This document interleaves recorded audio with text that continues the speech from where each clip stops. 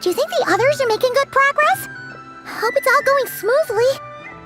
Oh, hey look! They made it back as well! Flint's! Llama! How did it all go? All is well, thank you. Nefer and Yehoda had to stay at the curatorium to wrap things up, so they won't be joining us for now. I ran into Miss Nefa and Miss Aino on the way back. Their work is still in progress, so I suspect they won't be back for a while either. You seem rather cheerful today, Mr. Flint's. I certainly am. I achieved what I set out to do and came away with more than I bargained for. Fighting alone can get quite tedious, but I had the good fortune to run into a pair of brave young warriors. We meet again. How have you been? Albedo! What are you doing here? That would be a natural assumption to make. It's also the correct one. These two courageously lent me a hand while I was fighting the wild hunt. When they told me they were Servarka's colleagues, it all made sense. And given how people of outstanding talent tend to cross paths, it's no wonder you're already acquainted. So, who's your travel buddy, Albedo? Why don't you come and introduce yourself?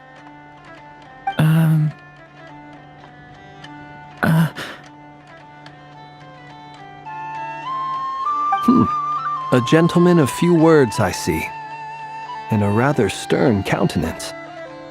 I presumed you were acquainted with him. Is that not the case? It's nice to meet you. Again. We've technically met before. Wait a sec! You're Minnie Durin! That's right. It's me. I'm glad to see you again. By the way, he says it's okay if you drop the mini. Yeah, I'm not as mini as I used to be. Interesting, isn't it? The first step towards blending into human society appears to be reflecting on whether one's name really reflects who they are. Wow! You look so different! In a good way, of course. It's great to see you looking so healthy. Thank you, Paimon. And although you're as mini as ever, I understand that diminutives don't always convey endearment. I'll be sure to simply call you Paimon as a sign of my great respect for you. Wow! You're such a smooth talker now. Paimon could get used to this. From now on, you may refer to her as your esteemed guide, Paimon. Personally, I think our little Paimon is the perfect size. When people call her Little Paimon, it's just because she's so adorable that they can't help themselves. If that's not a sign of endearment, what is? You're absolutely right, Miss Lauma. My brother still has a long road ahead of him when it comes to understanding human relationships. Anyway, speaking of long journeys, didn't Columbina, leave with you? How come she isn't back yet? She's been catching up with old friends. Wouldn't be surprised if she stopped for a cup of tea or 10 on the way back. Uh-oh. People are talking about me. Hope it's nothing negative.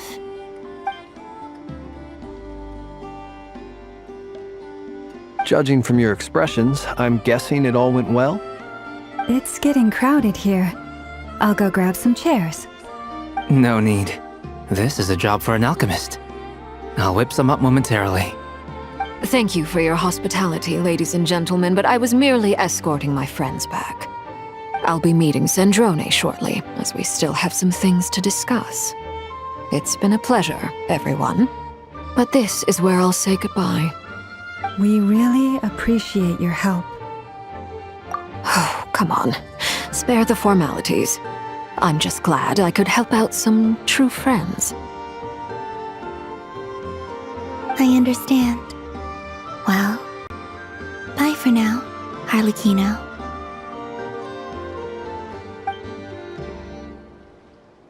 Oh, this place is hopping. It's probably a good thing one of us left. Otherwise, we might not fit all these people in. Are you saying we're about to run out of chairs? As a matter of fact, I am. Come on in and see for yourself.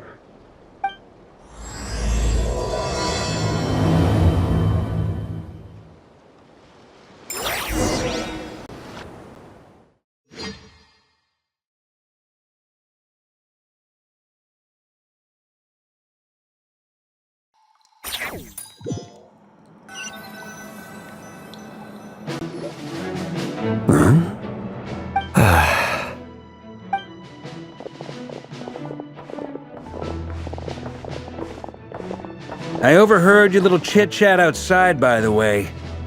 With Miss Columbina's colleague gone, we should be back to the original crew plus the other colleagues I brought in. Though, it looks like we have another new face. Someone else managed to rope in a colleague too? Frankly, you and Paimon are the only people I know here. This here is Deansliff, colleague of Tibet's greatest guide, Paimon, and greatest adventurer, the Traveler. Well, not exactly colleagues, more sort of friends. When someone else jumps in to do the announcing, you know you're speaking to someone important. Let's hear what he has to say. Note to self. Once Paimon knows your name, the rest of the world will soon follow. When he comes looking for us, it's usually something important. Paimon's guessing you've heard about the Wild Hunt, then. From the looks of it, you're about to hold a meeting. If I were to say that the Wild Hunt is our mutual enemy, would that earn me a seat at the table? As the saying goes, the enemy of my enemy is my friend. Mr. Dainsliff, there's a seat with your name on it. Though, I can't promise the same for everyone else. Hey, Albedo, think you can rustle up a couple more chairs? After all this time apart, Grandmaster Varka's first order is to rustle up a couple more chairs. I've missed this. Is he being sarcastic? Hey, he's your brother. Why are you asking us? I've still got a lot to learn about the nuances of human conversation. Trying to decipher Albedo's way of speaking has been like jumping in at the deep end. Oh, good point. I'ma get you now. Don't sweat it. There are people who go their whole lives without getting the hang of it. You're ahead of the game already. I wonder what's taking Nefer so long. Perhaps you should go and check in with her. If anyone can hurry her along, it's you. I just got back from the curatorium. Besides, aren't you curious to see what's taking her so long? Miss Nefer doesn't strike me as the type to share secrets. And since gathering intel is her specialty, I'm guessing she'd prefer to keep her methods confidential. Under such circumstances, would it not be tactless for me to impose? Oh, but it's fine for me to impose. What can I say? You have an unrivaled ability to garner people's affection, Miss Moonchanter. Besides, you have far more in common with her than I do. All right then. Impressive. She barely fought back at all. I admire your powers of persuasion, my friend. As I'm sure Miss Lauma will realize soon enough, the trick in life is to always pitch in with other people's responsibilities so that you can be selective with your own. Another trick is to simply hide in the background. Spoken like a true sage. Anyway, looks like we've got some time to kill before the meeting. Let's take a little breather, folks. And feel free to chat amongst yourselves. We'll get down to business once the other two arrive.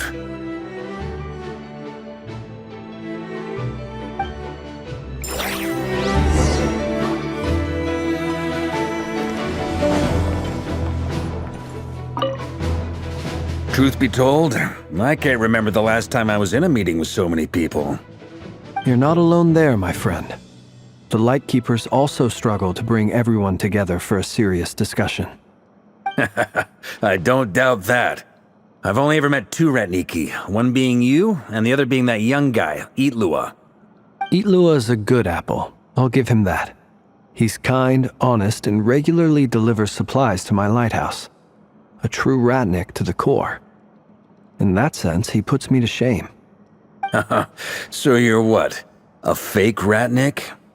That's what it sounds like you're saying. But I get the feeling that's not quite what you meant. Come on, why the awkward silence? Sorry. I'm not even gonna bother trying to hide it. You've known all along, haven't you, my friend?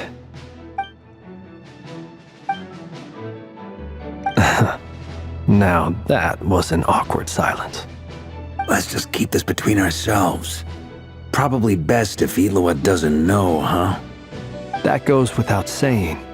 Gotta be careful what you share with youngsters, after all. Anyone else in the know? Let me guess. The Traveler and Paimon? It's dangerous being too sharp for one's own good, you know. Then, in the name of the Animo Archon Barbados himself, I swear, your secret's safe with me. When we went for drinks, you said that you and Barbados were practically best buds. In the light of that claim, do you really expect me to take your oath seriously? Of course. Just as long as you don't go spreading around the fact that I'm close with Barbados, all right? Fair enough, then. Nothing like a bit of mutual leverage to seal the bonds of friendship.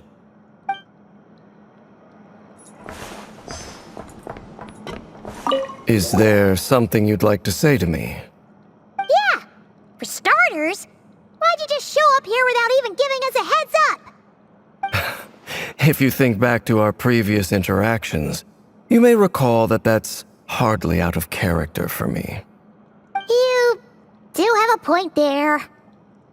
Oh yeah! You'll need to find somewhere to stay the night too, right? Wanna tag along with us? You never know. We might get a group discount. Sure, let's do that. Great! Paimon will handle it! And in return, we can get Dainslift to be our very own personal bodyguard. If that's what you had in mind, you should have said so sooner. I'd be happy to help. Oh, okay then. Paimon was only kidding, but good to know. Anyway, since we're all here together, we might as well watch each other's backs. That's just what friends do, right? Indeed. Thank you.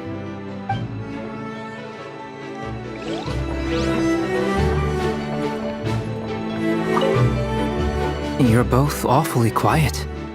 Why don't I start us off with an icebreaker? Much obliged.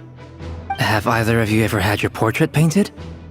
If not, I'd be glad to help. That sounds like a lovely idea. You know how to paint, then? I dabble occasionally. He's an excellent painter. Tables, chairs, people, dragons, you name it. He'll paint it for you. I'm flattered. If I ever get the chance, I'd like to give it a try myself. I'll bear that in mind. Anyway, how about you, Durin? What sort of portrait would you prefer? Oh, I'd be fine with anything. Whatever style feels best to you. Very well. Then I'll play it by ear. You can replicate any style I want? I can try. If you show me a sample, I'll do my best to match it. Thank you. In that case, I'll dig up some reference material for you.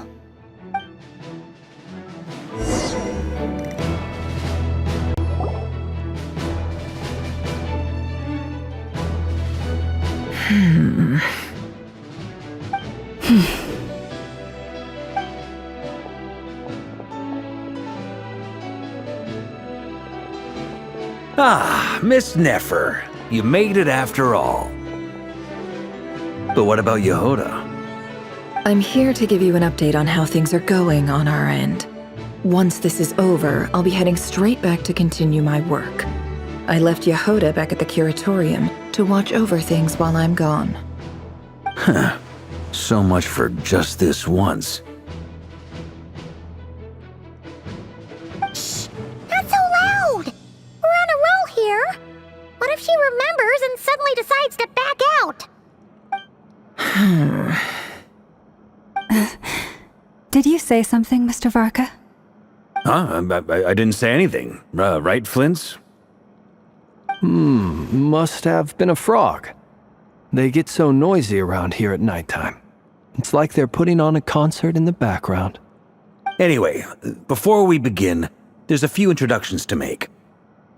Let me start by saying that it's an honor to be speaking before so many distinguished colleagues and collaborators.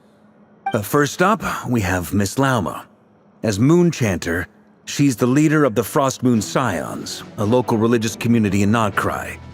Then there's Miss Nefer, boss of the Curatorium of Secrets, and intel gatherer extraordinaire. Nefer is leading the investigation into Rerer's background, assisted by Yehoda and Lauma. From the little I've heard, they're making some great progress. Over here, we have Mr. Flintz, a ratnik and guardian of the abandoned lighthouse. In our last operation, he courageously distracted the Wild Hunt to buy time for the rest of us.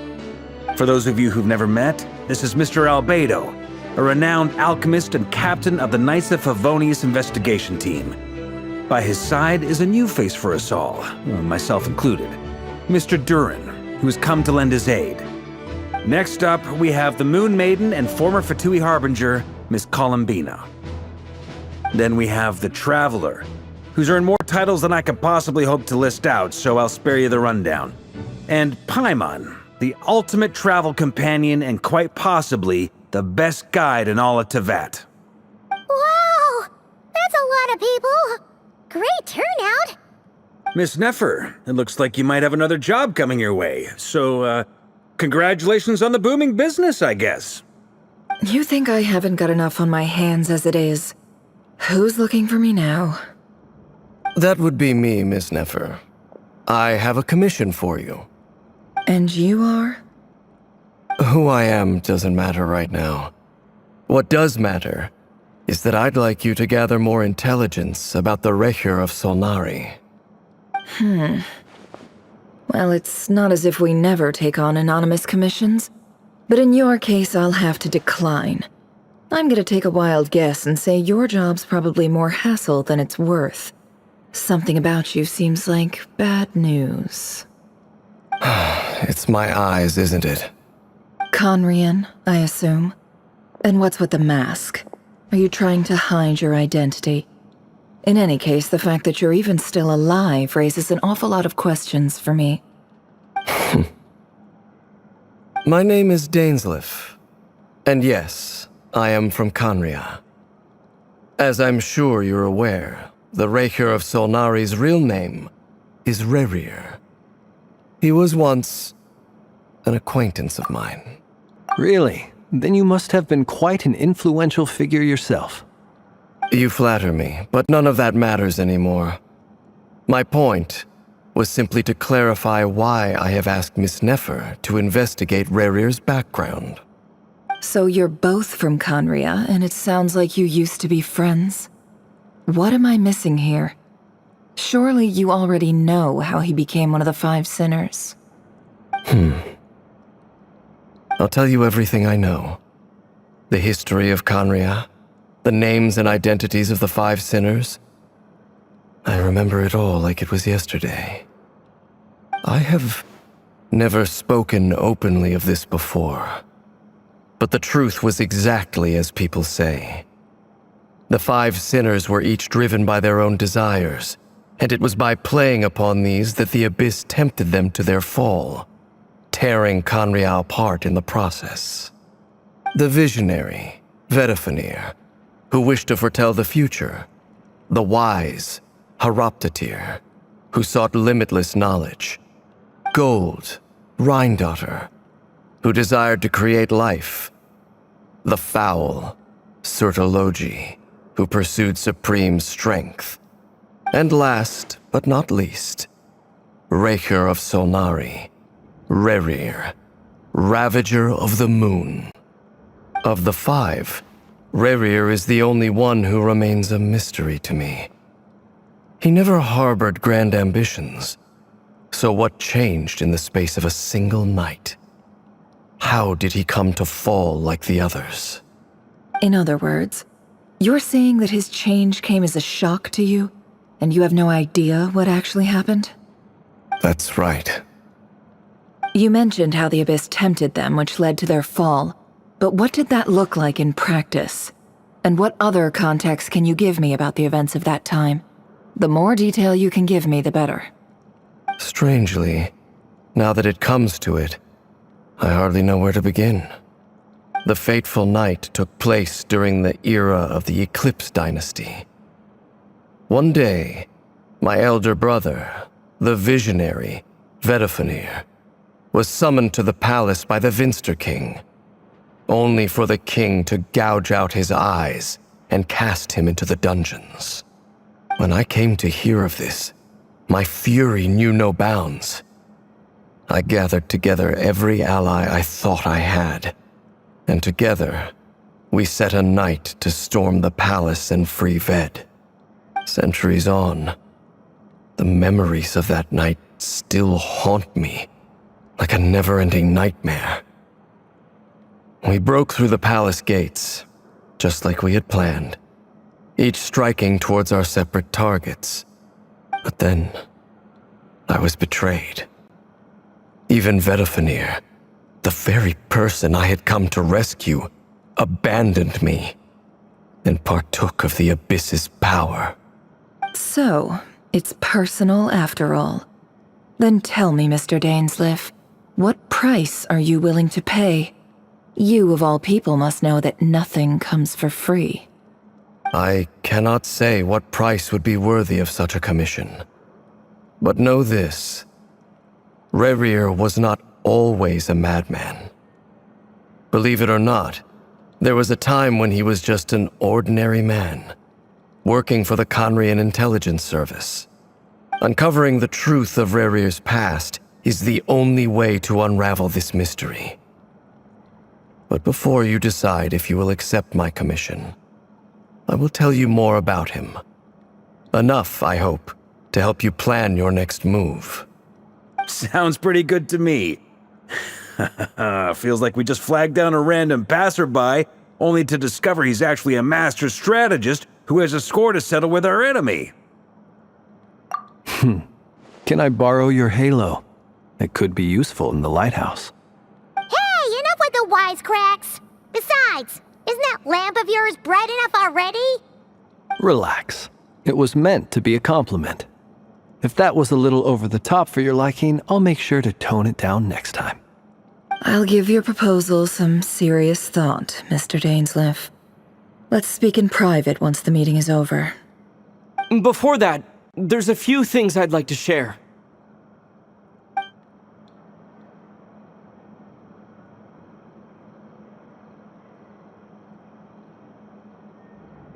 Now that we've united the hearts of the three moons, your power should be greatly enhanced. But it seems like that hasn't happened yet.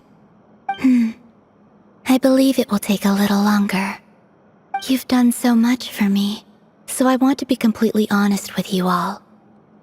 Even though I'm doing a lot better now, the truth is, my recovery will likely be an ongoing process. From the moment I was born, my power has been slowly ebbing away. And that is because Tevat has never accepted me. Even with the moons united as one, it seems my rejection cannot be undone. So far, I have yet to find a solution. It may turn out to be a problem that will plague me until the day I finally leave this place behind. Even so, I will do everything in my power to help you drive out the Rayhir of Solnari. As Arlecchino put it, this is not about chasing the spoils of victory. It's just a gesture of heartfelt gratitude. Kutar.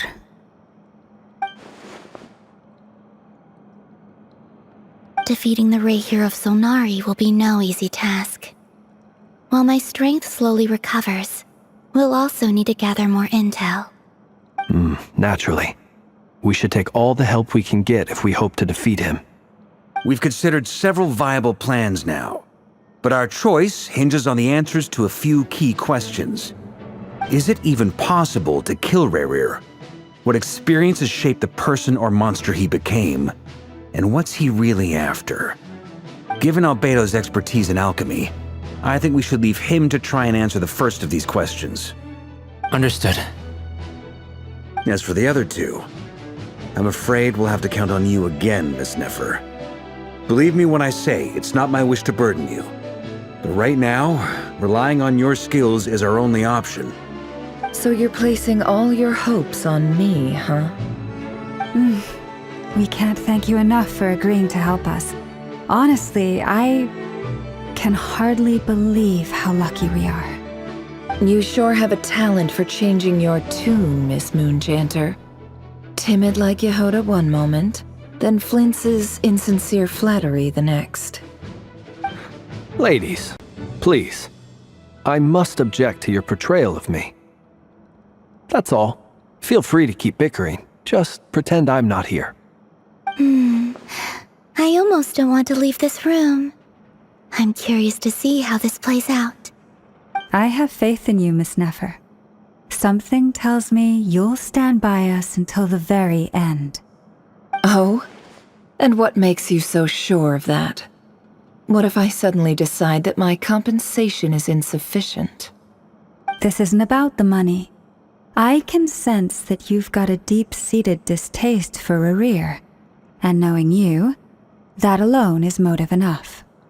Look at them getting along so well. Like two peas in a pod. And I'm the one they accuse of insincere flattery. There is no justice. Miss Lauma, you have to understand something. Unlike you, I don't actually enjoy having everyone's hopes on my shoulders. Is that right? Well, maybe the fact that I'm willing to put my hopes in other people says more about me than you. But the fact is, I also trust you. And that's because I know that you're someone we can count on. Anyway, we've got our plan, so let's get moving. Mr. Dainsleif, let's talk. And Traveler, once we're finished, if you've nothing else planned, I'd like you to come with me. This whole experience is teaching me a lot. For instance, I now know that when other issues come up in the future, I'll have far more luck getting Lauma to convince Miss Nefer than trying to do it myself.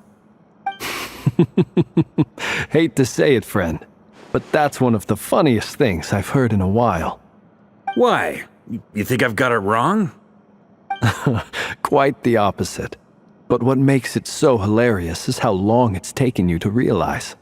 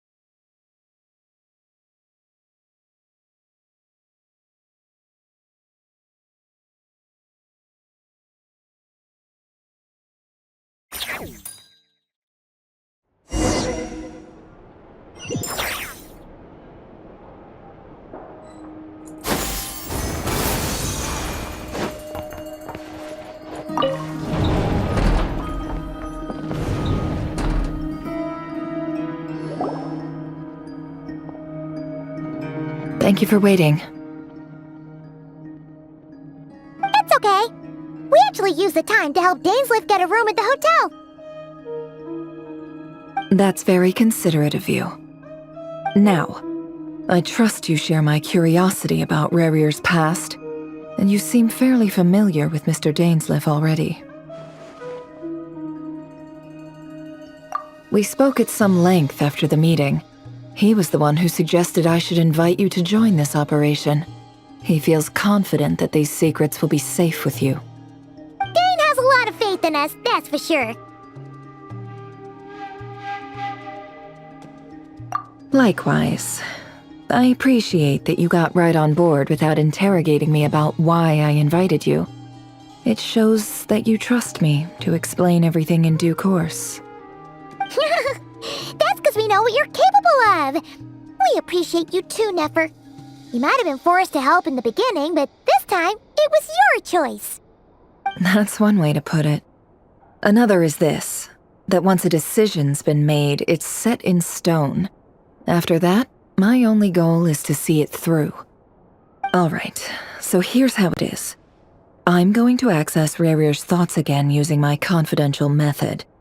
Now, I'm sure you've seen things like this before on your travels, so you're surely well aware of how dangerous it can be. The reason I've gathered you all here is to ensure my safety during the proceedings. I plan for us to enter the fragment of his consciousness together, and once inside, I will focus on searching for information. Think of this as a diving expedition into someone's brain.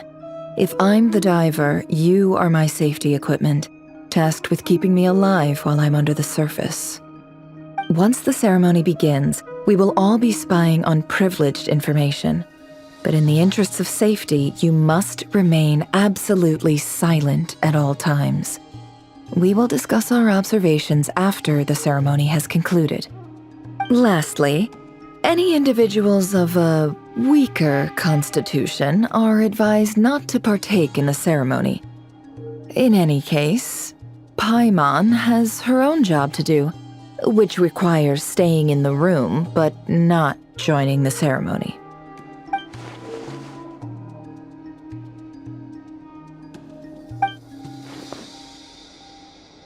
Well, good luck, everyone! Sounds like all Paimon can do is cross her fingers and root for you guys. There's a little more to it than that. I was being serious when I said you have a job to do. While the rest of us are inside Rarir's mind, it's imperative that we have a team member on the outside. In the event that something goes wrong, you will be our first responder. I don't anticipate any issues, but the extra level of safety will be greatly appreciated. I second that. This is a dangerous operation here, and you're our whole rescue team. That's pretty much the most important job in the crew. So, Paimon's like the lifeguard? Yeah, that makes sense. Alright, got it. Good. Please, take a seat. We'll get started momentarily.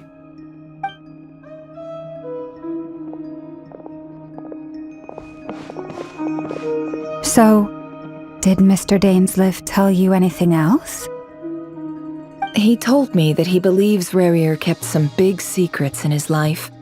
He's not sure that they were the cause of his eventual downfall, but he's asked me to uncover what those secrets were all the same. But surely you're not planning to go through with this, no matter the cost. If you think that, you'd be overestimating me. I'm a businesswoman, not a mercenary. But I do have my own professional reasons for taking this job. You think I'd turn down the opportunity to get a first-hand glimpse into Conrian history? No chance. Well, as long as you don't let morbid curiosity get in the way of safety concerns, we're good. We'll do whatever we can to help you. You're such a killjoy.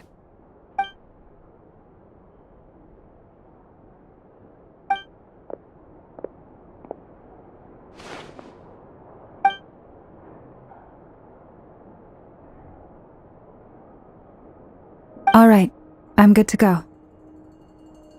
All set over here, too. Promise, Paimon, you'll be extra careful. All right. Let your whole body relax. We're about to begin. Close your eyes.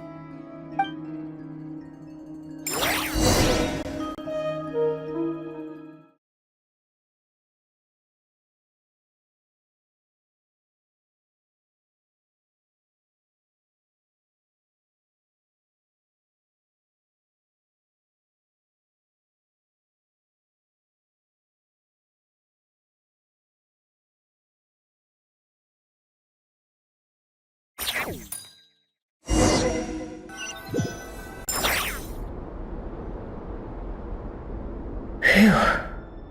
Could this be his office? Pretty standard setup.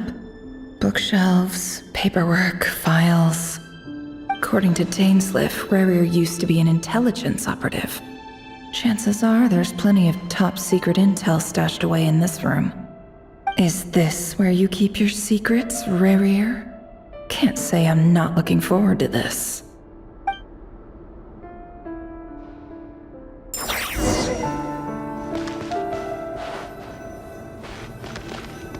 It all adds up.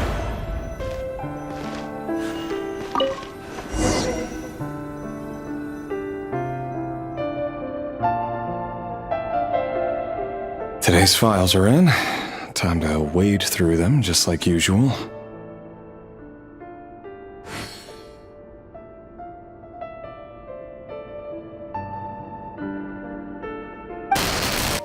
Male, 51.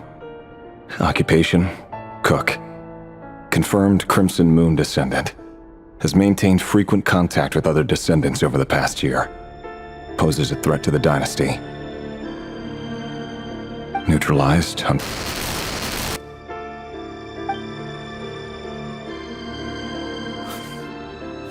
This one should be archived under purged targets.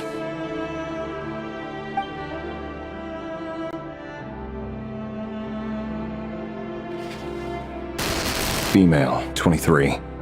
Occupation, office clerk. Confirmed Crimson Moon descendant. Has maintained frequent contact with other descendants over the past year. Poses a threat to the dynasty. Neutralized on...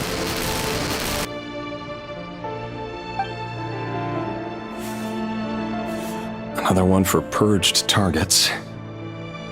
Sounds like she was that other man's daughter. Never mind. What's it got to do with me?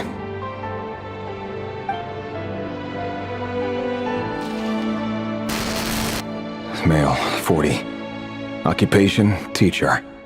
Confirmed Crimson Moon descendant. Has been observed making contact with other descendants during the past year. Poses a threat to the dynasty. Neutralized on...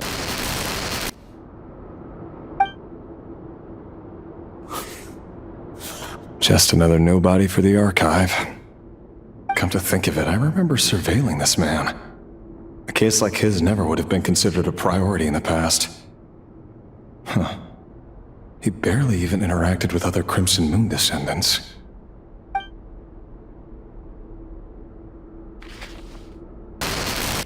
Female, 16. Occupation, none. Orphan and confirmed Crimson Moon descendant. Has been observed making contact with other descendants during the past year. Poses a threat to the dynasty. Neutralized on...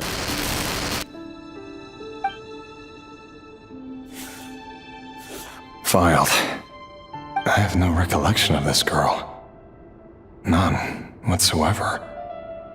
She doesn't seem to be anyone important, but then again, how many of them really are?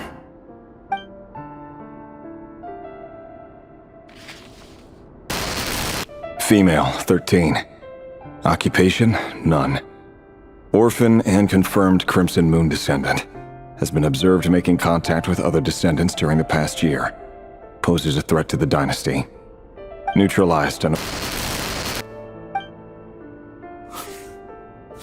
Filed.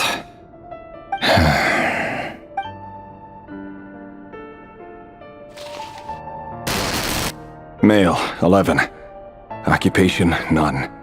Orphan and confirmed Crimson Moon descendant. Has not been observed making any contact with other descendants during the past year. Poses a threat to the dynasty. Neutralized on...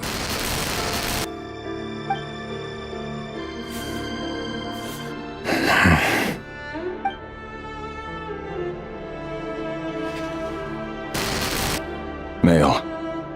6. Occupation, none. Orphan and confirmed Crimson Moon descendant. Poses a threat to the dynasty.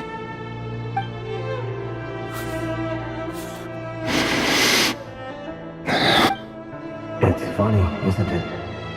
Your job is becoming both harder and easier at the same time, depending on how you look at it. Sooner or later, the Crimson Moon descendants will be completely wiped out. But as their numbers dwindle, they become harder and harder to track down. That's not how it is.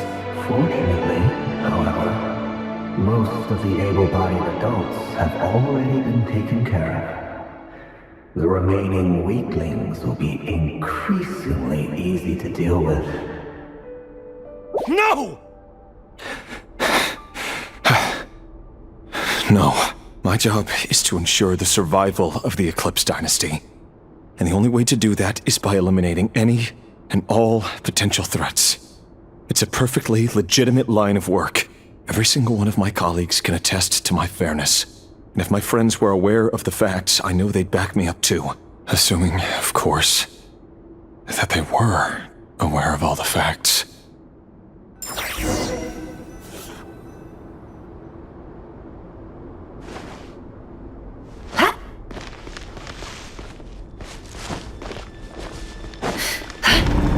No more lies.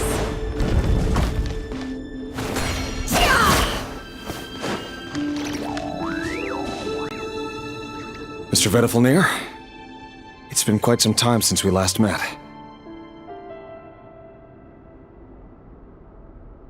Rerir, I trust you're here because you have something important to discuss. Forgive me. I wasn't tuning out, it's just, I noticed you didn't even phrase that as a question. As if you knew I was coming. Tell me, does someone in your position ever feel the need to ask questions at all? It is indeed within my power to foresee certain things. Things like your arrival. I was just thinking, it won't be long before I'll be inviting both you and Dane to my wedding. That isn't a lie, but nor is it a fact as such. It's a wish, isn't it? No fooling a prophet, is there? Ever since that day we met for drinks, I knew it was only a matter of time before you came looking for me. Does it feel good? Knowing how the future will unfold. I'm afraid the notions of good and bad fail to capture the complexity of what such a power entails.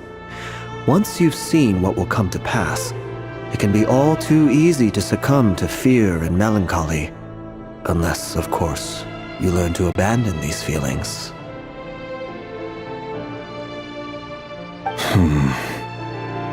You fear my silence, and long to hear the words I left unspoken that day. That's right. You must have noticed my reluctance to broach the subject. And the reason is simple. Because the truth could never have lived up to your hopes. For both our sakes, such words are better left unsaid. The burden of prophecy was never meant for your shoulders.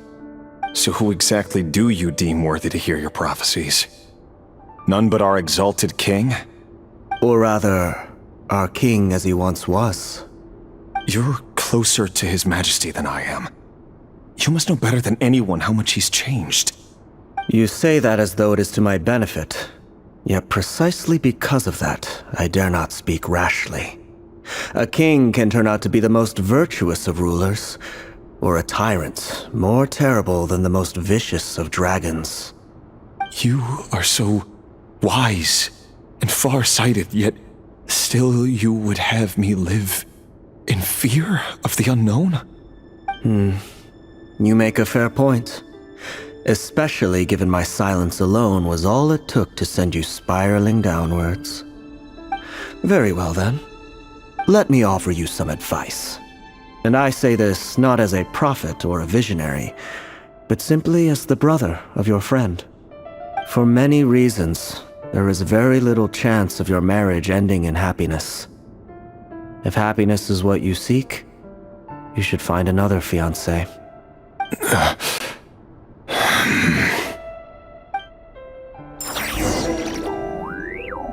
Hold on. There's that same black fog again. Could this memory belong to Thelindis? Guess I'd better tread carefully.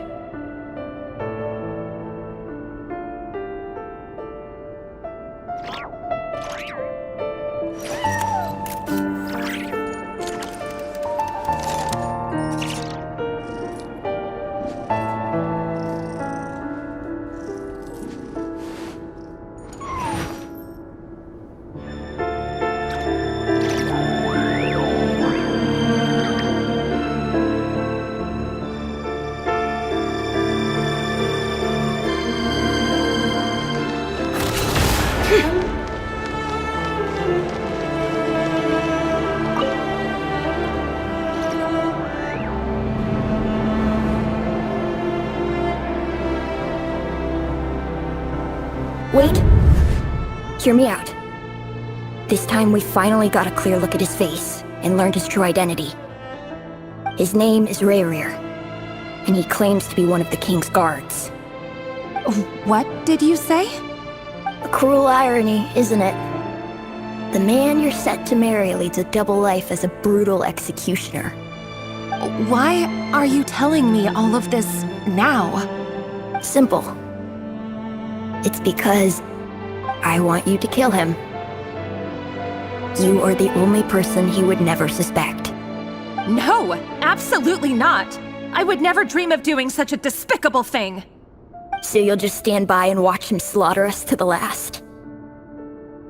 Do not forget that the blood of the Crimson Moon flows in your veins too. The blood of the Crimson Moon? What does that matter now? The dynasty has long been dead and gone. You think that alone is reason enough for me to throw away everything I have? Why wouldn't it be? You two were once a child of the Crimson Moon, just like me. Don't tell me you've never felt so much as a flicker of fury for the way we were trampled into the dust. As long as you promise to abandon this pipe dream of restoring your dynasty, I can try to persuade him. Or have him persuade the Vinster King. Persuade the Vinster King? Do you even know why he's so obsessed with hunting us down? Why he keeps trying to force us to hand over our secrets? Over and over again? Or why we refuse to give up on restoring the dynasty? The Vinster King. A blind fool. His eyes clouded by powers from beyond this world. A petty little man with a miser's heart. And he dares to sit upon the throne? Mark my words. Sooner or later, Conria will fall. And it will be his doing. If you can't bring yourself to do it, so be it. Just you watch. It won't be long before calamity descends upon us all. The Rayrir of Solnari. That really is quite a secret you've been keeping from me, Rayrir. But who am I to talk? Am I really any better? I've kept my own past a secret this whole time too. Love should be built on honesty. But ours was born from lies. And yet, is it really so wrong to hide things that would only make life harder? If we don't cover up the parts that no one else should see, how can we go on pretending to be normal? Vedifulnir must have known all this. And that's why he made his prophecy. In the end, nothing stays hidden forever. But I won't just sit by and watch this disaster unfold. I'll do everything in my power to protect what I cannot afford to lose, no matter who I have to face.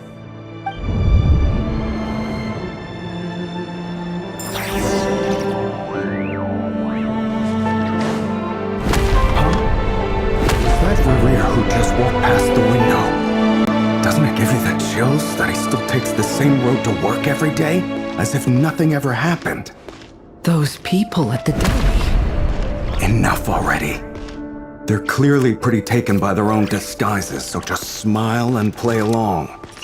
Pull the rug from under beasts like that, and you'll risk having your throat torn out. Deli? They're talking about those people from the opposition. Right. I'd almost forgotten they used to run a deli. People of no consequence always vanish so easily. And no one even remembers them.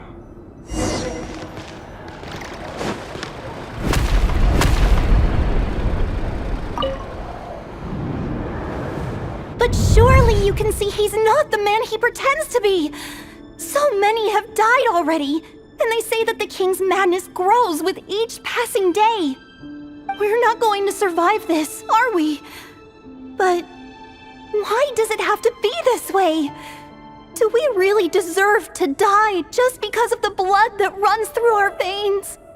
Felindis, are you even listening? Sorry, Freether. My mind was off wandering. I heard you, though. You're talking about what Rerir said. He's just following the king's orders. He's a secret agent, and it's his job to hunt down rebels and dissidents. By the time you first met him, he'd already taken lives. Maybe he was using you from the very beginning. No. Rerir has no idea I have anything to do with the Crimson Moon. My family are only distant relatives of the main lineage, and besides, my eyes are perfectly ordinary. Truth be told, apart from my teacher, pretty much no one knows I have any connection to any of it. It's been a long time since my family severed ties. But as Orlog said, who could possibly talk sense into that raving lunatic of a king? No one! I'll work something out. Trust me, I'm with you all. But for now, you need to keep yourselves hidden. Don't let anyone find you, anyone at all. Don't forget that Rerir is an Eclipse operative. You need to be extra careful when he's around. And when I am too. For now, don't come looking for me. And if anything happens to me, just act like we've never met. If even you can't escape this, what hope do the rest of us have? But after all this time together, surely he wouldn't lay a hand on you. I won't speak in his defense, nor can I give you a clear answer to that question. But I'll do everything I can to put an end to this. Here, hold on to this. If an opportunity to escape presents itself, take it. You'll be glad you took some spare change. You call that change? But what about you? I've got a job, and there's still money coming in. But you can't go anywhere right now. Please think about yourself for once.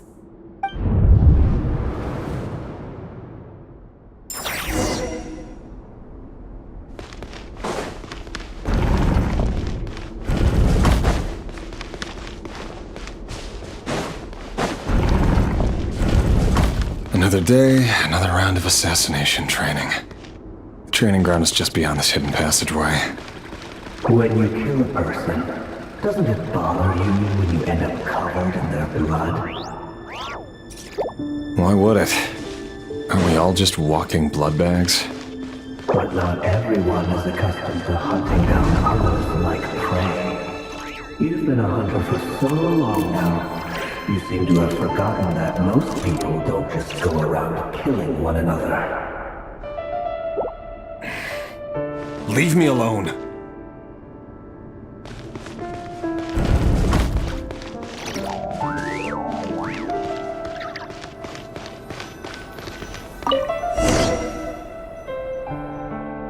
Make sure you have a firm grip on the handle, then choose your angle well.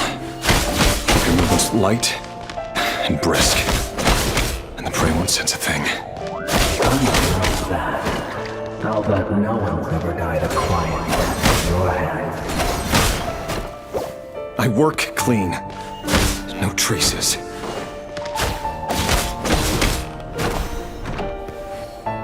It all adds up. That doesn't make it open or void, though. The king just right now. That won't happen. You've changed ever since you learned the sky of that power. You only had to take out a handful of the guilty.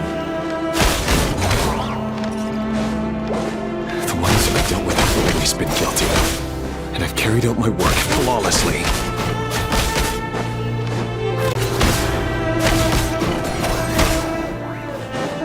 No more lies.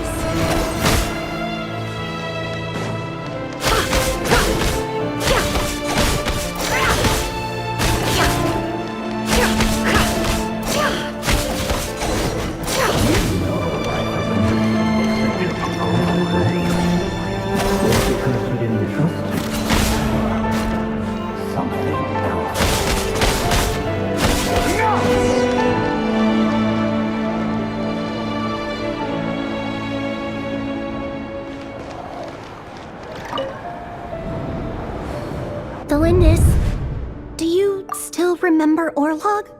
Orlog. The boy who was pretending to sell flowers. You spoke for quite a while, didn't you? Yes, we did. What about him? He was arrested 2 days ago. Chances are he's already dead. He... I just don't get it! After everything he's done, why do you still stand by him? Or does it mean nothing to you that people keep dying? No, that's not... Just hear me out. I need to go now, Thelindis. They're looking for us. You take care too. If you ever need a place to hide, come find us.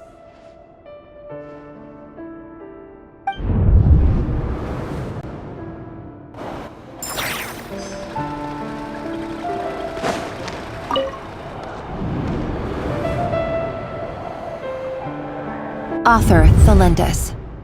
Over the course of this week, the research object was subjected to interference for a total of 47 hours for experimental purposes. The results are as follows. All subjects of observation that were sent inside have now... The situation within is proving more problematic than anticipated. No progress whatsoever.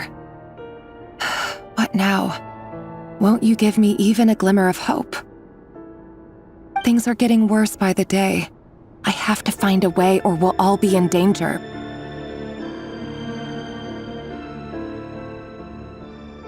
But I... If all this research comes to nothing, what then? Sooner or later, it'll be my neck on the line. But could he really bring himself to kill me? No. Surely he wouldn't have the heart.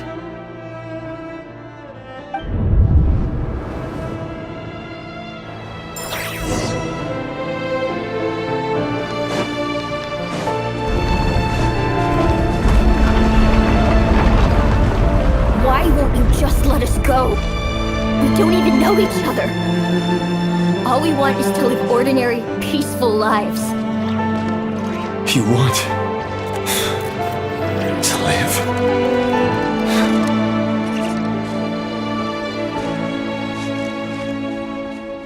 Yes. I just want to go on living. Is that really such an unforgivable crime?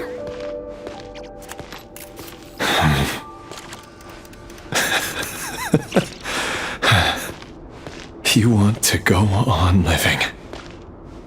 I want to keep living too. To keep living forever. That's why I have no choice but to continue on the path I'm on. If only some savior would suddenly swoop down and change the way the world is. Too bad that's not going to happen. Imagine that. If there really were such a person, you and I wouldn't be standing here like this, would we?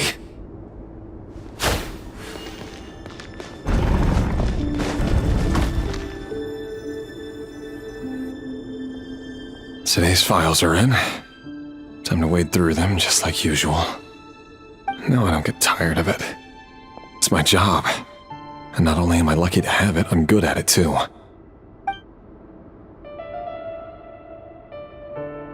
Huh.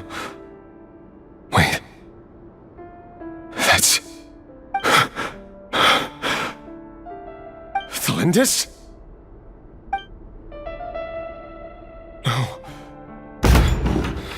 No! No! Why? But you bear no mark of the Crimson Moon! How could you possibly have anything to do with them? It cannot be! A diluted bloodline. Carefully concealed. I see it now. You've been living in the shadows just like me. What a fool I've been. Numbing myself with talk of justice. Even imagining my friends would back me up. But in the end, Urban Soul. Finster King! How far are you going to take this? From the direct bloodline to secondary offshoots? And then what? Today it's the descendants of the Crimson Moon. Who will it be tomorrow? Will you not rest until everyone down here is dead? No. This cannot go on. This is where it ends.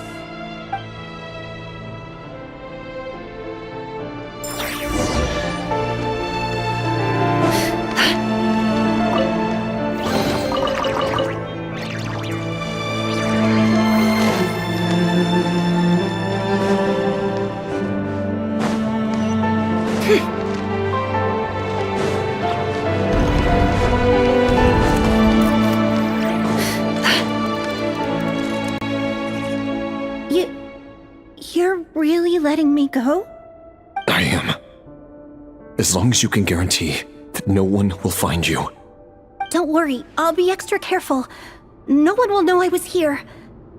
But what about you? Me? If you let me go, you won't be able to complete your mission, will you? Good point. In that case, maybe you should stay. No, please! I just want to see the outside world again. To... Go on living? Yes. I know you're a man of your word. So please, just let me go. If I let you leave, what will become of me? Just kidding. Go, now. But remember, don't let anyone know you were caught. We'll be seeing each other again very soon if you do.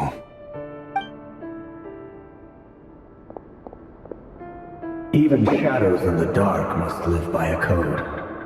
But you can't save everyone. You've been whispering in my ear for days now, Vedifilnir. What are you trying to do? Break me down? I only say this because you long for an answer to your problems. Let her go, Rerir, or you risk losing everything. I will not abandon Thelindis. Then you'll need a little more vigilance and a lot more power. The world is changing, Rerir. Keep your eyes peeled for your moment of opportunity. That voice used to be so unclear. But now I know exactly whose it is. It's Vedifilnir. He won't tell me how to actually resolve any of this, but he keeps trying to manipulate me like a puppet. What's his game here? Tell me then. What will this moment of opportunity look like? And no answer. He's like a ghost. Always disturbing me when I'm on edge, but never answering when I need him most. So, the Eclipse Dynasty was purging, well, massacring the descendants of the Crimson Moon. And it seems like it was all connected to the Vinster King's research. The King's obsession with abyssal power left the future of Conria hanging in the balance. No wonder every aspect of Rerir's life was so unstable.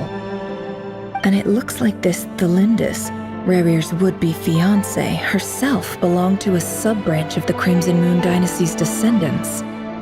It almost defies belief that a couple like them could hide the truth from each other for so long. If the Vinster King hadn't intervened in such a drastic way, they might have gone on deceiving each other for the rest of their lives. And why does Vedifilnir, Dainslif's older brother, keep talking in Rerir's head? This guy kept more secrets than I ever imagined.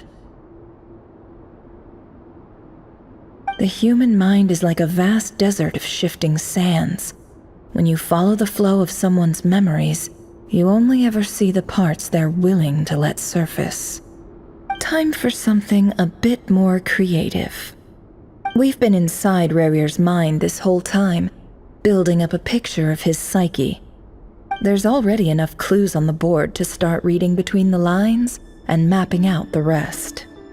Now, we can finally begin to put the pieces together. Sure, it'll only be a reconstruction. Part simulation, part reasoning. But it's usually pretty accurate. Once we've built up a cognitive profile, we just need to cross-check the logic behind his actions. And then we'll be able to take a sneak peek at whatever it is that Rerir has really been hiding.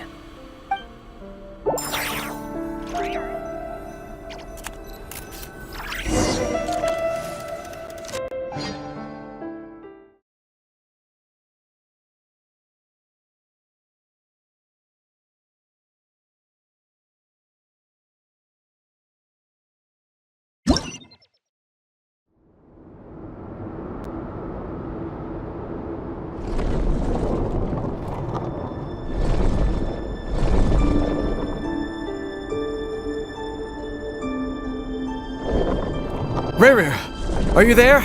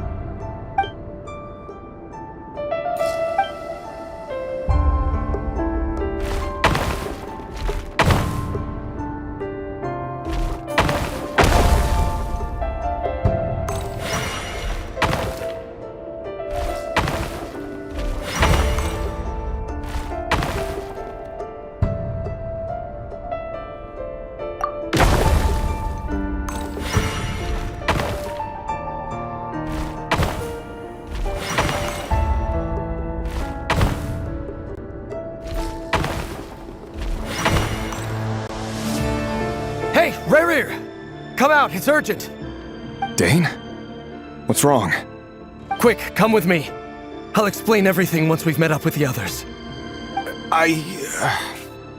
Okay. I'll come. But the Lindis is still over at the Universitas. I'll need to leave her a note. All right then, but make it quick. I've never seen Dane so worked up before. Whatever this is, it must be big trouble.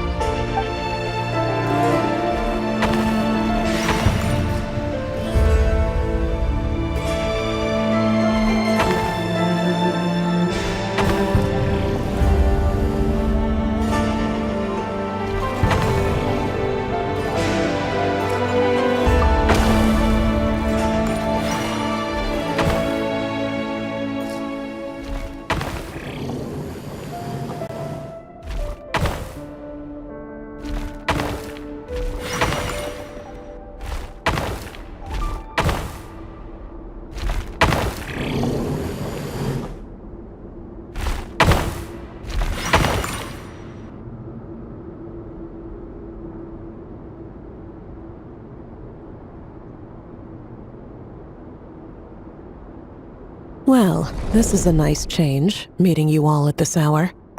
When men and women of ambition can speak face to face in broad daylight, I say that's a big step forward for our dear Conria. Don't be ridiculous. We do not fear the day. Why would we seek refuge in the night? You might ask your blade that same question. I'm told it prefers the cover of darkness. The word on the street is that Sir Elegy only strikes when he has an unfair advantage. But that is patently false. I see you're missing an arm and a leg. Surely only a fair fight could explain that. If this is your way of offering me replacement limbs, believe me, I'll take them. Oh, we can certainly discuss that. With bioalchemy, anything is possible. Assuming I have your full support in my research. Lunatic. Robtatir, what brings you here? Why, Dainsleif, of course. He invited me. Please, cast aside your apprehensions, Miss Rhindaughter. Whatever the rumors may say, I am but a humble servant of the king, And I can assure you he affords me no greater convenience than he does you. Well, the Universitas Magistrorum won't stop fawning over you. So at least some of the rumors must be true. You're clearly doing well for yourself, so drop the humble servant act. It endears you to no one. You're president of the Universitas Magistrorum, the chief royal mage known as the Wise by royal appointment, and by far the most favored among the 4 pillars of Conria. Vice President Veet doesn't even try to hide his envy when he sees you. My success is the product of hard work and good luck. It's as simple as that. Were the king not such an extremist, I hardly think I would have received a senior post at my age. Of course, no job is without its gripes. Serving a king like ours can be a challenging task, as I'm sure you can imagine. And as for Efterveet, in missing out on the presidency, he's dodged a mountain of stress. Like everything else in life, it comes with pros and cons. You're all here. I apologize for the short notice, but it was an emergency.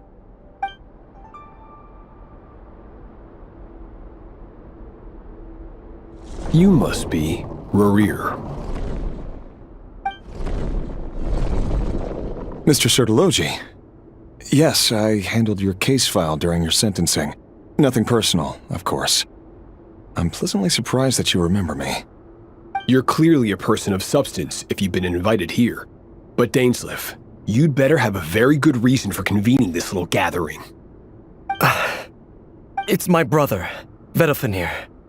After he spoke at the court this morning, the king was so infuriated by his words that he had him blinded in both eyes and thrown in prison. Vedofenir in prison? Strange. I thought the king trusted him and Heroptatir more than anyone else in the world.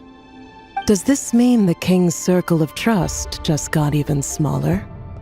It has nothing to do with trust. It's about what the king wants, which is as clear as day to anyone paying attention. I simply appease him, because it's in the best interests of the Universitas Magistrorum. And also because you're slimy. Vedofenir, perhaps less so. But still, a visionless visionary? It rather inclines me to think that qualifications are not what get you ahead in Conria. Do you honestly think this is an important discussion to be having right now? Dane, what are you planning to do? Rescue Vedofenir, I assume. Correct. It will mean storming the palace by force. Tonight. I need all of you on my side. That's far too dangerous. And don't forget, Dainsleif, you're captain of the Royal Guard. You swore an oath to the throne. You've been planning this for a while, haven't you? I have no desire to commit treason. But whatever critique the king may have of Vedofenir, disfiguring your most loyal subject for putting the best interests of his court and nation first, this is not the conduct of a wise ruler. My blade will force the king to see the error of his ways. So, Vedofenir's prophecy enraged the king. I'm sure it wasn't what he wanted to hear, but if he won't take counsel even from the visionary, that is deeply troubling news. The extent of His Majesty's madness is now all too clear. The question is, how does a man like me get out of this situation unscathed? You have noble ambitions, Dane, but I'm afraid they don't do much for a guy like me. I'm not interested in saving the world. All I want is a letter of pardon. A letter of pardon? For whom? Thelindis? The chances of the Vinster King issuing a pardon for anyone connected to the Crimson Moon seem vanishingly slim.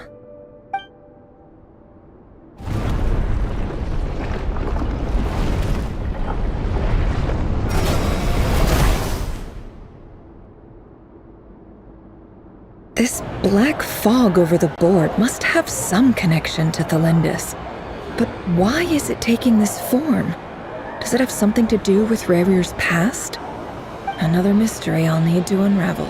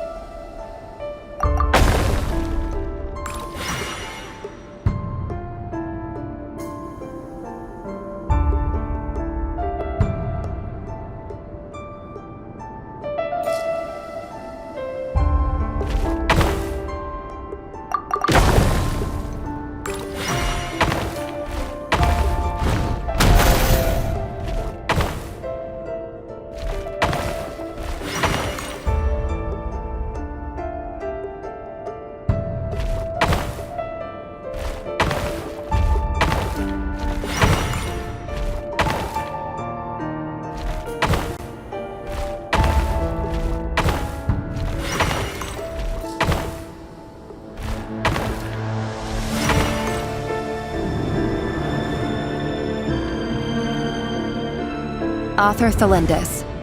Over the course of this week, the research object was subjected to interference for a total of 60 hours for experimental purposes. The results are as follows. Research dating back to the Crimson Moon Dynasty has established 2 points regarding moon marrow. Firstly, its origins have something to do with a god's power. Secondly, it serves as a portal to an as-yet indeterminate location. Moon marrow can thus be defined as a spatial gateway. However, there are a number of hurdles to overcome before we can answer the question of where it leads to. To start with, opening the gateway requires a specific power source, which the relevant literature indicates. An enormous amount of power is then required to keep the gate open. Currently, the total power output of our instruments remains in the single digits. To make matters worse, I am now the only staff member remaining in the Moon Marrow lab. The Universitas Magistrorum recently decided to move most of its personnel into abyssal energy research, which has stymied all Crimson Moon-related projects. This is not a wise move.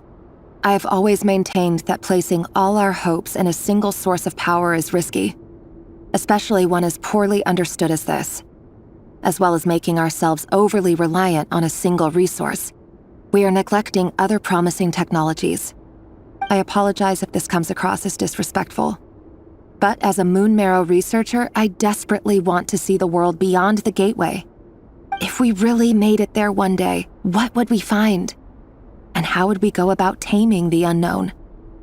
My imagination is endlessly fueled by questions such as these.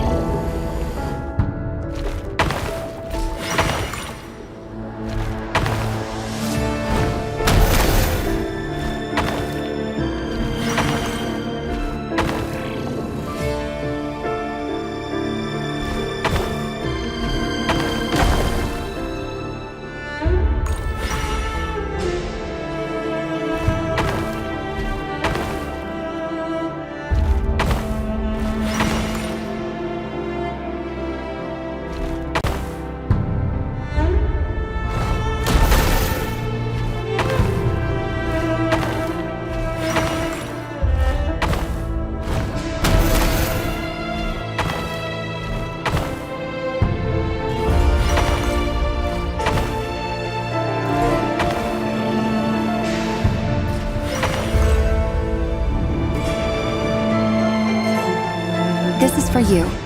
I heard you're gonna leave the city with your parents. Thelindis, did you hear about what happened? I've heard nothing. Rerir got back very late last Friday, and he was acting a little unusual, but he slept pretty well, so I'm guessing whatever he did was a good deed.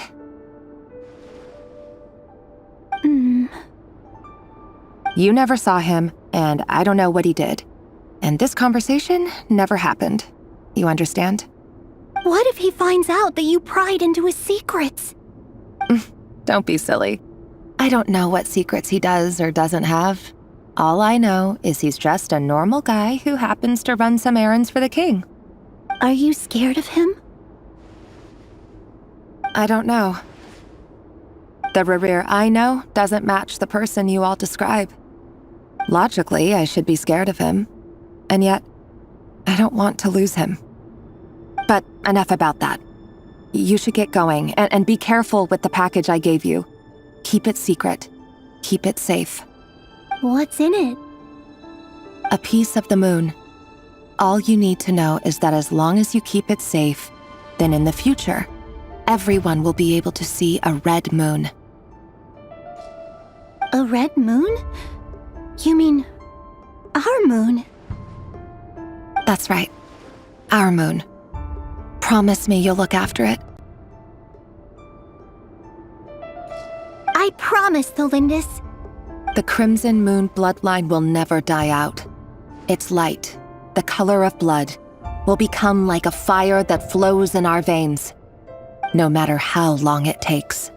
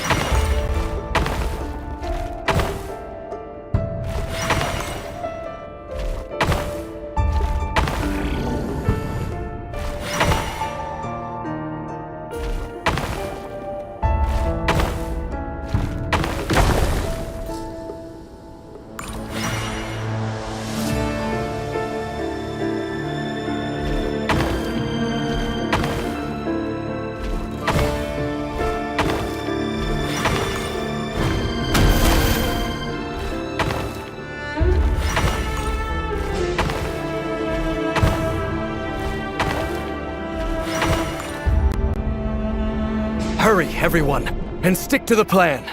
Sir Dainsleif, what are you? Is this treason? You know what happens to those who betray the throne. Please, don't do this!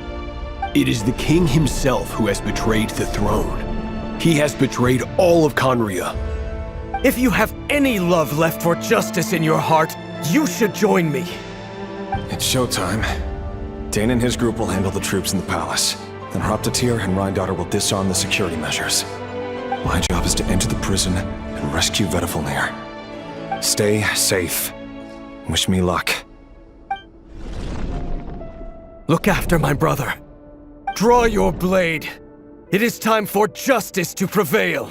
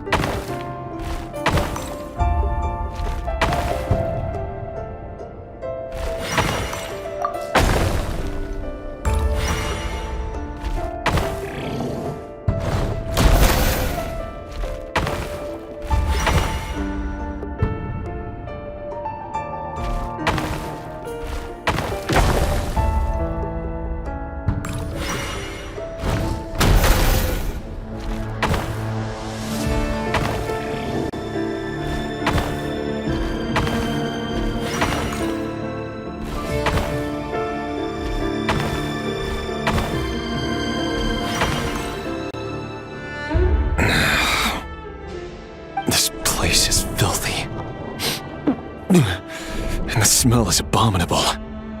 Clearly, the king doesn't allow his prisoners a single shred of dignity. This is dire. Found you. Hello, Mr. Vedafilnir.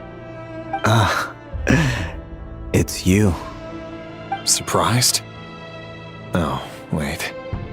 I guess surprise isn't an emotion that prophets feel very often. I certainly felt some surprise in the moment when I was blinded.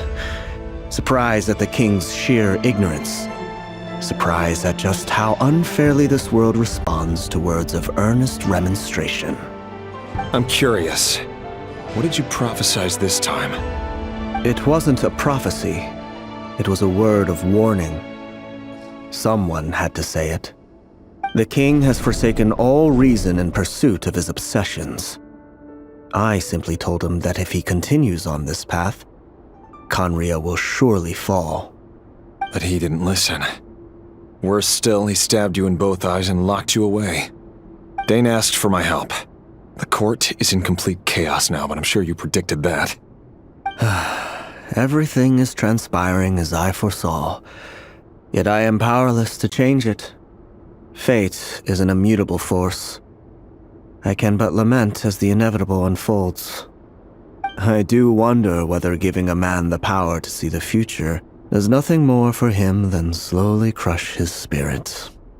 Forgive my curtness, Vedafilnir, but the king did not suddenly turn on you today. His suspicions have been brewing for a long time. You can't have wisdom beyond the reach of your fellow man without attracting his fear and suspicion. There are things the king does not want to see. So, he doesn't want you having visions of them either. He blinded you because he thought this would make the visions stop. He wasn't entirely wrong. I did indeed lose my power to see the future. Right up until... Until what? Just now. I believe I saw something new. Well, tonight could go a lot of different ways. 5 of us banded together to storm the palace, also we could rescue you. This will go down as the most tumultuous day in Khaenri'ah history. I sense hatred in you, but also hope. A desperate hope that with the tyrant deposed, that will be the end of the story. But this is not the end. It is the beginning of a new chapter in a whole new story. There are many men of honor and courage in this world, Rerir. But you are not one of them. You're not here for justice, are you? You're here for yourself. Is that a dagger? Interesting. Why not the polearm? It was always your weapon of choice. With your abilities, I don't doubt that you were able to recover some of your sight. But I also doubt that you want to make an enemy of me right now. Of course not. We're on the same side, aren't we? We could be. But I need you to be honest with me, Vedafalnir. At this point, you're my only hope for the future.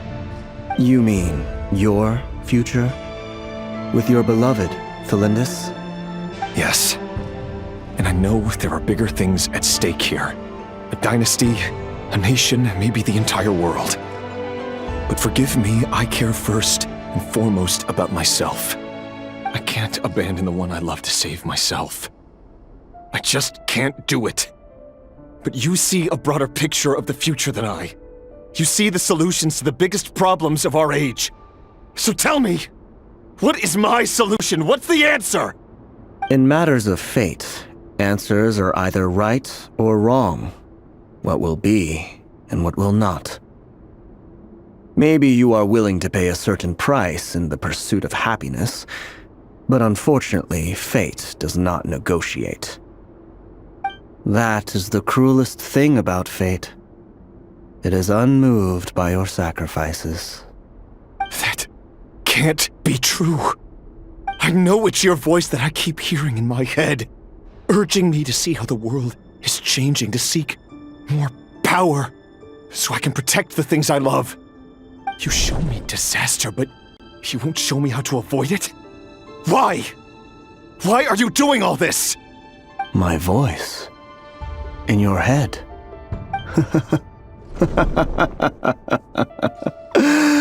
So, you hear it too.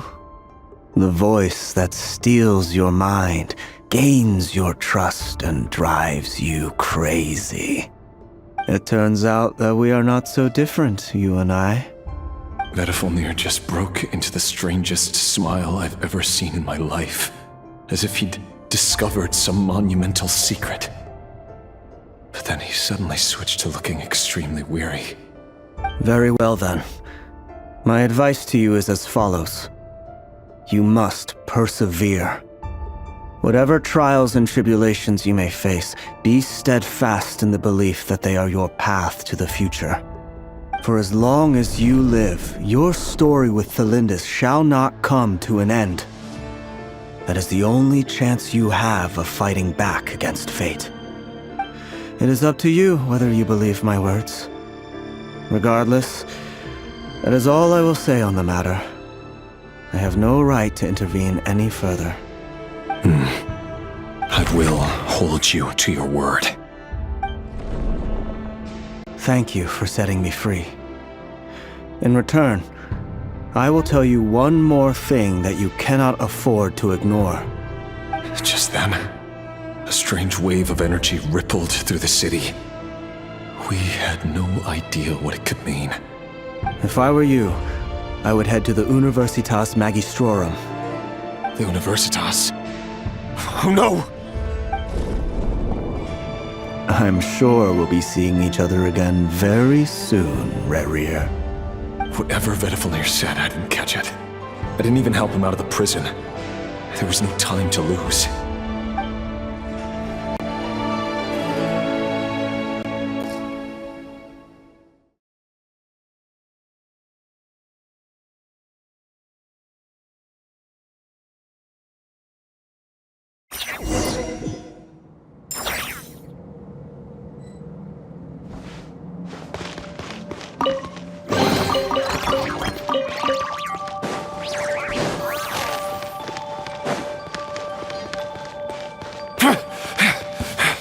Monsters? Is this Rheindarter's doing? Or the Universitas Magistrorum? Out of my way! Way to the Adeptus! Controlled breathing! Let's move! Harder! No more lies! Can't hide the truth!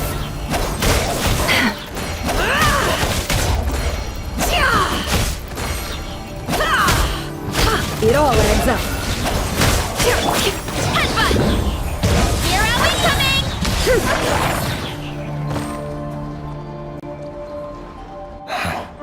The Universitas. That reminds me of a rumor I once heard. Allegedly, the king installed secret mechanisms in the palace and around the city.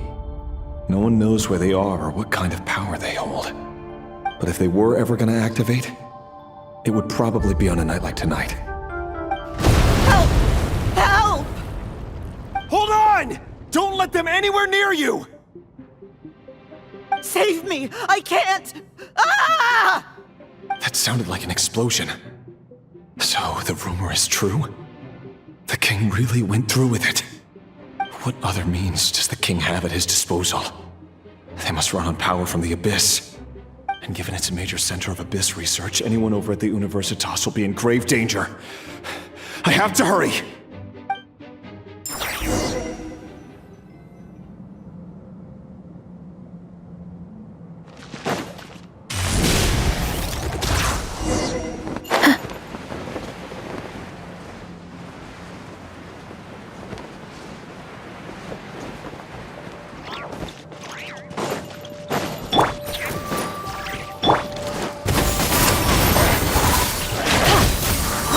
Seize the skies! Quick as a flash! On! Closing in! Ills be gone! Hi!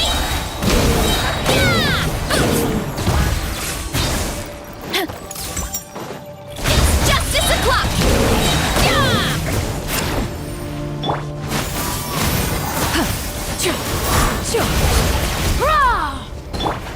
Can't hide the truth. The mystery unravels. Controlled breathing. Let's move! Stray clouds converge. Yeah! Skyward! Headbutt!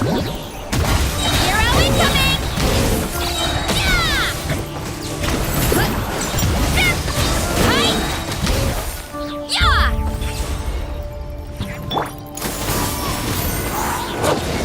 Yeah!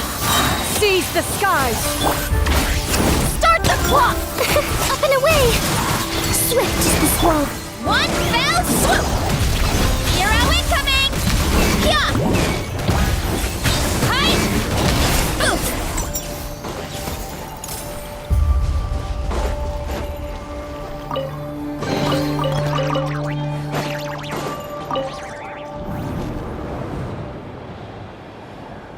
Monsters!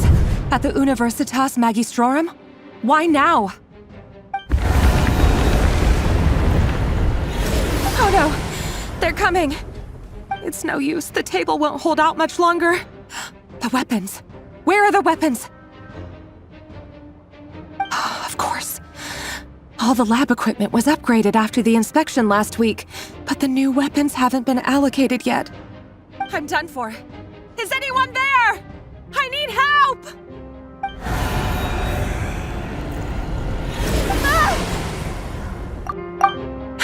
Stay back! Please stay back! Please!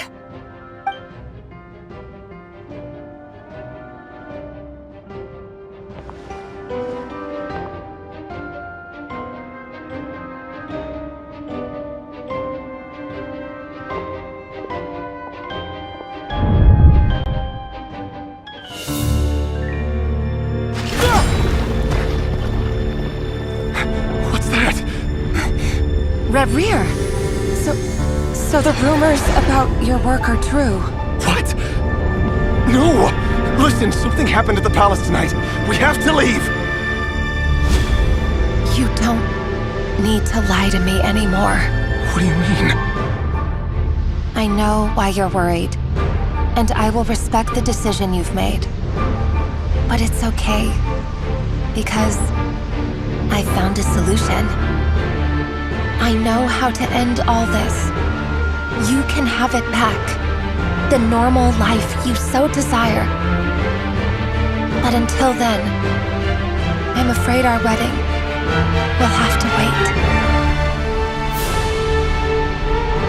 Celindus? No, don't do it! Celindus! Celindus!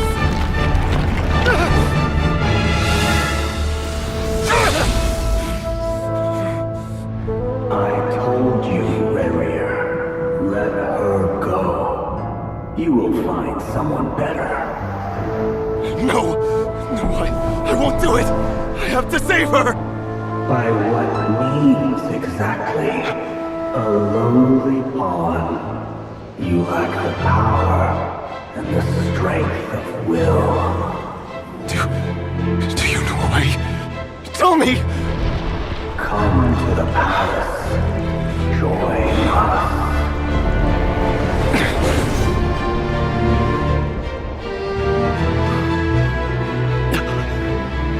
Rarier, thank goodness we... Step forth and take your share. You made it. Not you too.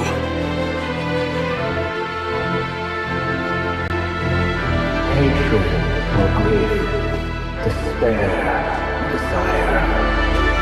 We all have our own.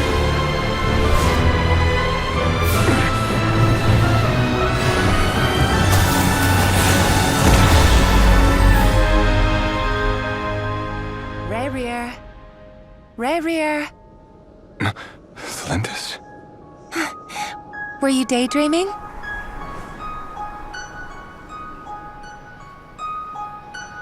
You still remember, Rarier?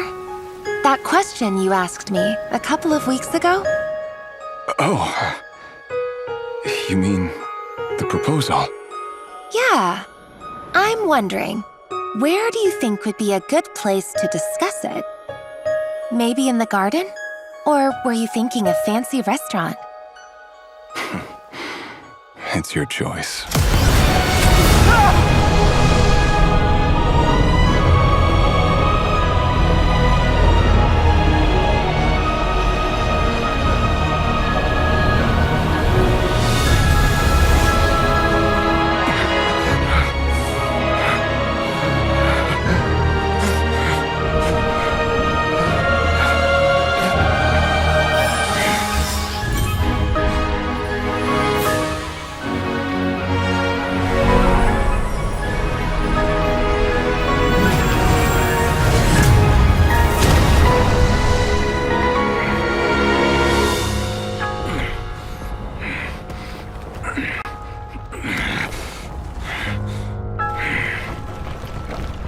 I will find you. And then, you can give me your answer.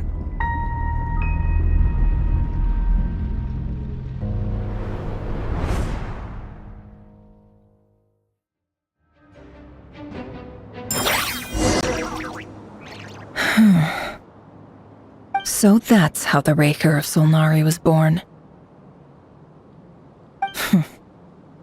A monster created by circumstance is a monster all the same.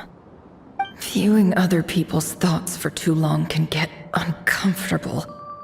Right now, I'm feeling a strong sense of loathing. In a nutshell, the story of Conria is what happens when the truth falls by the wayside. Everyone tells little white lies, and before long, you have a huge pack of lies that destroys everything. Phew. Time to get back. His past is filled with sorrow, but the tale of any fallen civilization is one of endless tragedy. Cruel as it may be, that was Conria's fate.